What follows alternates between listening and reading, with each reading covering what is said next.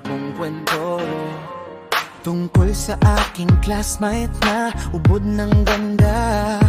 Nung siya ay aking makita, di ko na malayan na ako ay nabihag na niya.